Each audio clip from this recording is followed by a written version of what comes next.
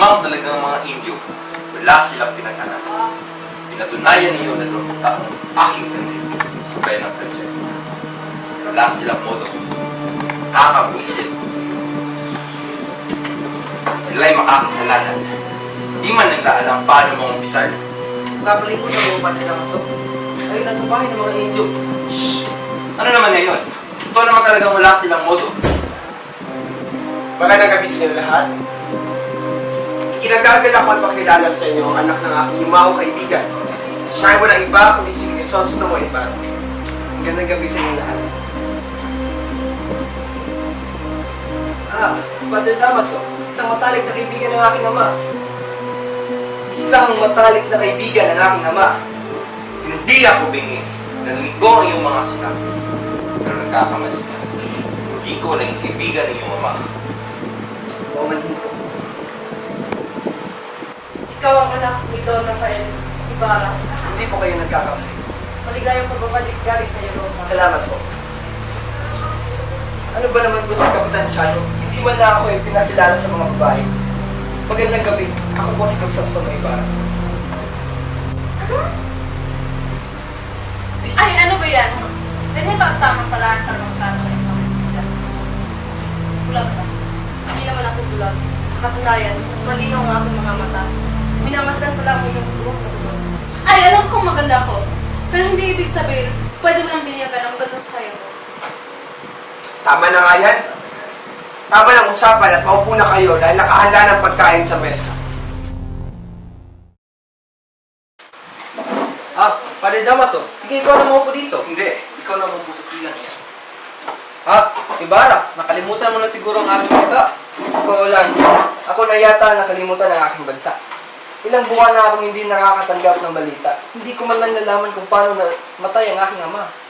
At ano naman ang magagandang lugar na puntahan mo? Pinag-aralan ko ang bawat bansa. At nalaman kong ang kalayaan at ang pagiging alipin ang nagdidikta ng isang bansa.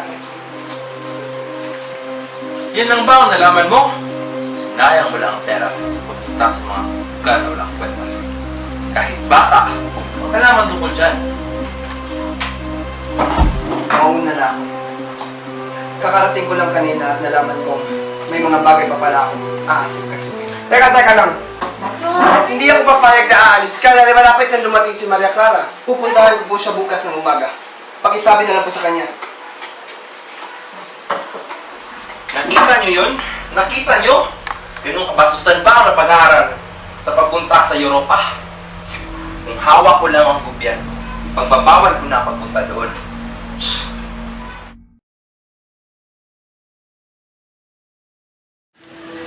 Nung hinatid mo ako sa amin, naglagay ako ng korona ng dahon sa iwapo ng ito. Natuwang at nagpasalamat. May papakita ko sa iyo. Ito yung mga dahon na nilagay mo sa akin. Tinago mo po pala iyan. Siguro may napaka-importante ko sa iyo. Ako nga rin, memorize ko pa din yung mga sulat na binigay mo sa akin. Nakasulat nga doon, mahal kong mahal ka. Ikinakaroon ko. Kailangan ko na umalis. Kasi nga, nag-abort ka na ba? Pasensya na mahal ko. May nakalimutan lang ako. Pupuntahan ko pa ang tungkod ng aking ama.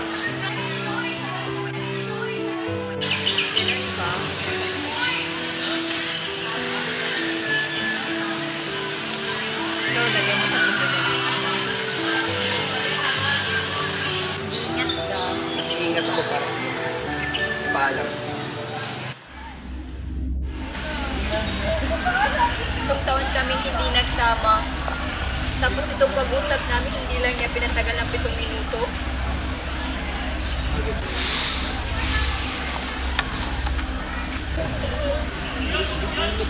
Maria Clara, umiiyak ka ba? Hindi po Padre Damaso. Pati Damaso, nandito ka pala. Santiago, kailangan aking mag-usap sa iyong opisina. Ha?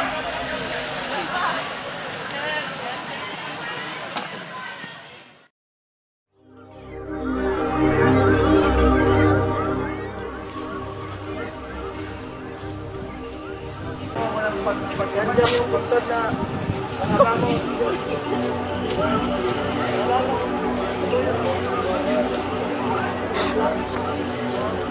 Ah! Cross na sinunog mo? Sinunog? Bakit? Dahil inutos lamang iyon ng padre. Turo mo naman siguro sa amin kung saan yung bukod. Ngunit wala na doon ang bangkay. Ano? Anong sabi mo? Taka ka ba? Wala pa isang taong lumipas simula nang inilibing iyon. Inutusan lamang ako ng padre. Sabi niya dalhin ko daw sa libingan ng mga inchik. Ginawa mo yun? Huwag ka magalit, senyor. Hindi ko yun ginilibing doon. Buti naman at hindi mo ginawa yun. Umuulan kasi nun, kaya tinapon ko na lang sa ilog. Ano? Leche! Tara na! Hiya ka! Wala kang karapatan para gawin yun sa aking ama. Bitiwan mo ako. Di ako napakulong sa kanya. Hindi yon. Ipinilipat mo siya at inilibing sa ibang sementeryo. Ano? Di akong gawa nun. Eh kung hindi ikaw, sino? Si Padre Damaso.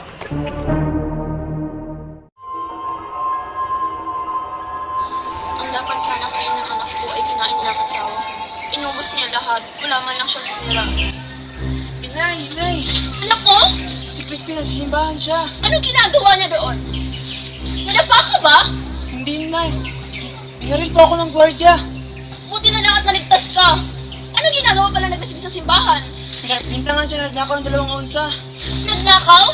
Oo. Hindi magnanakaw si Crispin. Hindi porket mahirap tayo at tayo na ang pagbibintangan. Paano kaya, Nay, kung humingi ako ng tulong sa anak ni Don Rafael Ibarra? At di na ako magsasakristan. Gusto ko na lang maging pastor ng Bakat Kalabaw. Paglaki ko, hingi ako ng lupa kay Crisostomo. At pag-aralan ko si Crispin sa Manila. Aahon din tayo sa hirap, Inay. Oo, anak ko. Saan ko pwedeng ilagay ito? Kahit saan. Nandito po ba si Crispin? Ah, si Crispin. Nandito siya kanina pero tumakas siya. Papunta na siguro ang mga guardian sa bahay niyo. Hanapin mo mga anak mo, palibhasa kasi. Barumbado ang pinakama. Huwag kang umiyak dito. Umiyak ka doon. Ilang araw, mga binibili. Pasensya na po. Sensya na din, binibili. Ikaw ang ina ng magnanakaw. Magnanakaw? Nasaan ang perang ninakaw ng mga anak mo? Hindi magnanakaw mga anak ko. Kahit sila'y nagugutom. Hindi porket mahirap kami na ngayon na pagbibintangan. Tama na yung saltat, mama. Iwan mo! Iwan ka! Iwan ako na lang! Iwan ako! Hoy! Bumalik ka! Crispin! Basilio! Nasaan kayo? Crispin! Basilio! Crispin! Basilio! Crispin! Basilio! Crispin! Basilio! Crispin! Basilio! Crispin! Ito yung damit ni Basilio! Basilio! Crispin! Hindi! Hindi maaari ito, Basilio!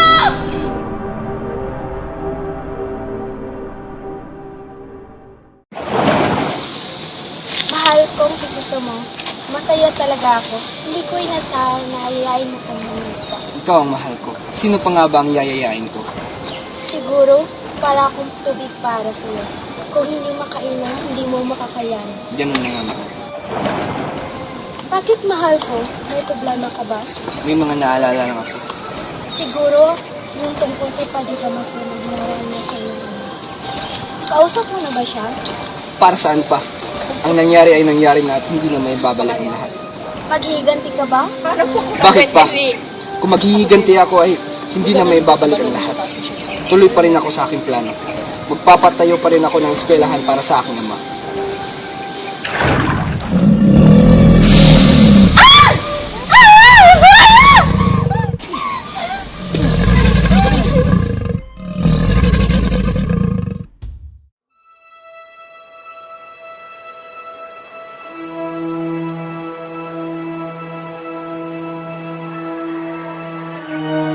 Kumain lang kayo, Tiniente at Padre Salvo.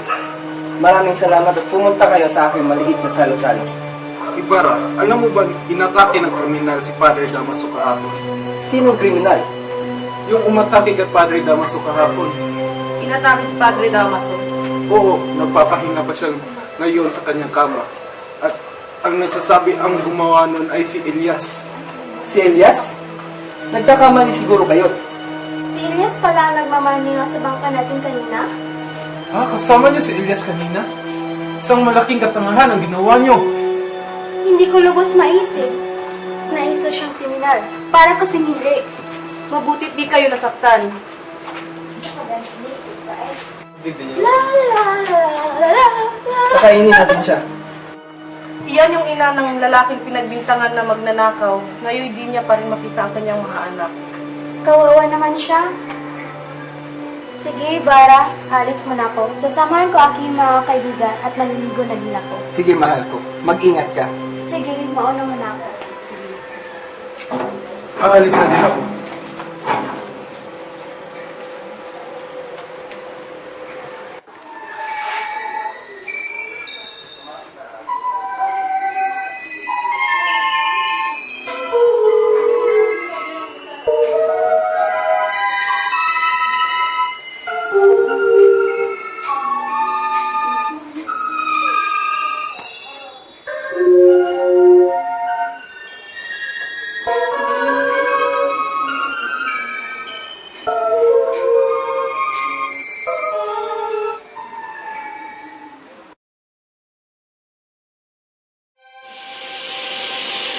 Senyor Ibarra, may bisita po kayo. Papasukin mo.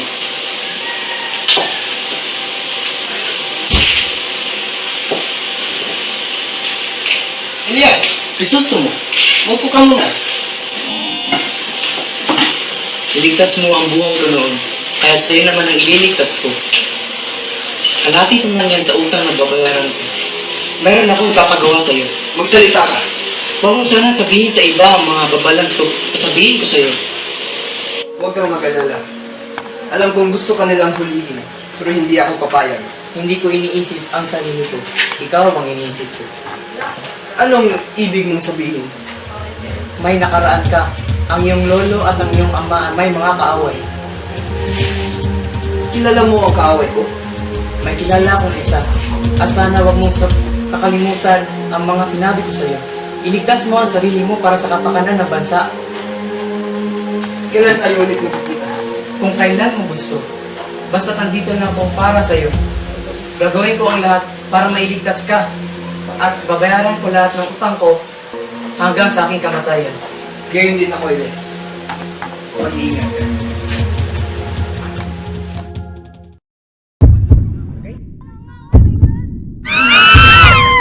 Walang malapit! Walang kikilos kung ayaw niyo siyang mamatay!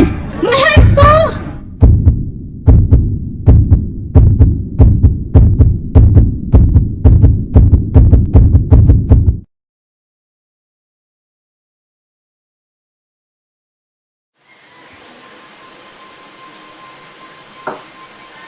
Upang magkaroon ng kapayapaan, inuurong ko ng kasal yung dalawa ni Senyor Crisostomo Ibarra. Ama, huwag niyo po itong gawin sa akin. Mahal na mahal ko po si Ibarra. Hindi na magbabago ang desisyon ko. Buo na ang isip ko. Ngunit huwag kang mag-alala. Ikakasal ka pa rin pero hindi na kay Crisostomo Ibarra. Ama! Maria, gusto kong pakasalan mo ang pinsan ng aking bayaw. Ang pamangkin ni Don Tiburcio de Espadanya, si Alfonso Linares. Padre Damaso, bakit? Nag-aarte ka? Napakaswerte mo namang babae at pumayag ang pamangkin ko. Kasawahin ng babae, hindi naman hinigitan ang aking kandahan. Doña Victorina. Makinig kang bata ka. Huwag mong tatabihan si Linares kung ayaw mong magkaroon ng gulo. Maria, iha, gusto kong pakasalan siya. Tumahimik kayong lahat. Anong karapatan niyo diktahan ang aking puso? Ang puso ko ay nilikha lang para kay Ibarra. Si Ibarra lang at wala nang iba. Sinisigawan mo ba kami? Oo, mga asar kayo. Hindi nyo lang pinalagahan ang aking puso. Napakabastos mong bata ka. Ingrata ka. Wala kang utang na loob. Wala kang delikatesa. Maria, kinig ka sa akin. Si Linares lang ang pwede mong pakasalan. Hindi mo siya pakakasalan. Magmamadre ka. Anong pipiliin mo? Wala kayong karapatan magpilian ako. May karapatan ako. Dahil ako ay yung tunay na ama.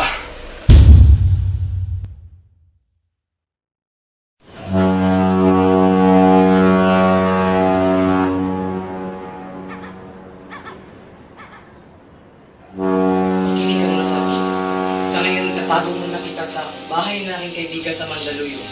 Para mamuhay kasama ang mga estranghero. Para mamuhay na mapayapa. May mga kaibigan ka sa Espanya. Elias, naghirap ka dahil sa aking pamilya. At ikalawang beses mo nang niligtas ang buhay ko. Sumama ka sa akin. Mamuhay tayo na parang magkapatid. Totoong hindi magiging masaya ang aking bansa. Pero pwede ako mabuhay at mamatay sa Espanya para sa aking bansa. No, senyor. Noong isang buwan, nandito tayo. Nasa ilalim pa rin tayo ng parehong buwan. Pero ngayon ka lang nagsabi ng ganyan sa akin? Nag-iiba ang tao, Elias. Bulag ako noon, pero ngayon, alam ko na ang lahat. Senyor, humiga ka! Magtago ka. Ilituin ko muna sila. Habulin nila ako at iligtas mo yung sarili. Hindi, dito ka lang. Magkita tayo sa puntod ng lolo mo sa bisperas ng Pasko. Sige.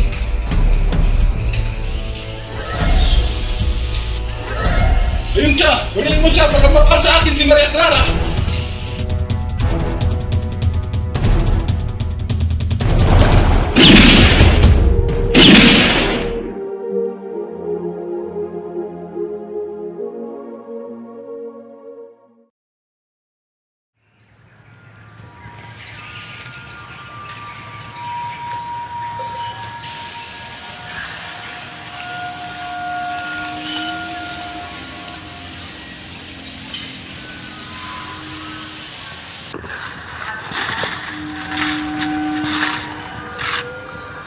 Iya, nagulat ba kita? Hindi mo ba inasahang dadalo ako sa kasal?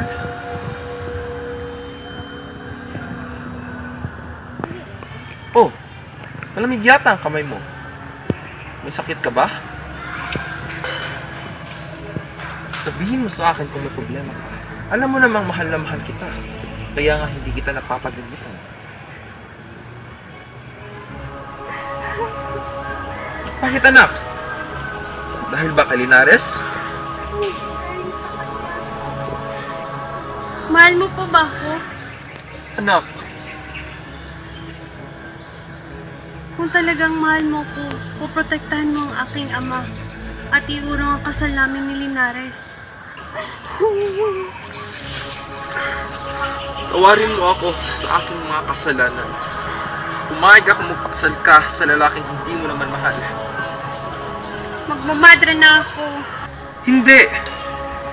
Kailangan mong pakasal sa ibang lalaki. Dahil hindi kita mababantayan magpakailanman. Magmamadre ako o mamamatay. Anak, kailangan mo pumili ng kahit sinong lalaki. Papayag ako magpakasal ka. Pipiliin ko ang magmadre. Sige, kahit masakit sa aking kalooban, papayag ako magmadre ka. Huwag ka lang magpakamatay.